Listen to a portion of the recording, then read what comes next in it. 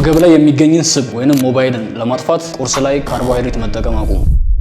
ቁርስ ላይ ካርቦሃይድሬት በመጠቀሙ ሰዓት ሰውነታችሁ ወደ ሹገር ይቀይረዋል። ነገር ግን ቁርስ ላይ ፕሮቲንና ፋት በመጠቀም ሰዓት ሰውነታችን ኪቶን በርን ያደርጋል። ሰውነታችን ሹገርን በርን በሚያደርግ ሰዓት የኢንሱሊን መጠን ይጨምራል። በአንጻሩ ደግሞ ሰውነታችን ኪቶኖችን በርን በሚያደርግ ሰዓት የኢንሱሊን መጠናችን ይቀንሳል። በሰውነታችን ውስጥ የኢንሱሊን መጠን በሚጨምር ሰዓት ሰውነታችን ስብን ማቃጠል ያቆማል። በአንጻሩ ደግሞ ሰውነታችን ውስጥ የኢንሱሊን መጠን በሚቀንስ ሰዓት ሰውነታችን ስብን ማቃጠል ይጀምራል። ቦርጭ ለመቀነስ ጥሩ ሁኔታ ላይ ይሆናል። ቁርስ ላይ ፕሮቲንና ፋትን መጠቀም ካርቦሃይድሬት እና ሹገርን ከቁርስ ላይ ማስወገድ ያስፈልጋል የሰውነት ክብደትን ለመቀነስ። በዚህ መልኩ አመጋገብን ማስተካከል የሰውነትን ክብደትን ከመቀነስ በተረፈ የተሻለ ጉልበት እንዲኖረን ይረዳናል፣ ድብርትን ይቀንሳል፣ የሆድ መነፋትን ያስወግዳል። በአጠቃላይ ኢንሱሊን ሬዚስተንስ የሚያመጣቸውን ችግሮች ለመቀነስ ይረዳል። ኢንሱሊን ሬዚስተንስ ሰውነታችን ውስጥ የኢንሱሊን መጠን በሚጨምር ሰዓት የሚፈጠር በሽታ ነው። ስለዚህ የምድር ወገባችሁ ላይ ያለው ሞባይል የማስወገድ ፍላጎት ካላችሁ እና ስባችሁ መቀነስ የምትፈልጉ ከሆነ ከቁርሳችሁ ላይ ካርቦሃይድሬትን አስወግዱ።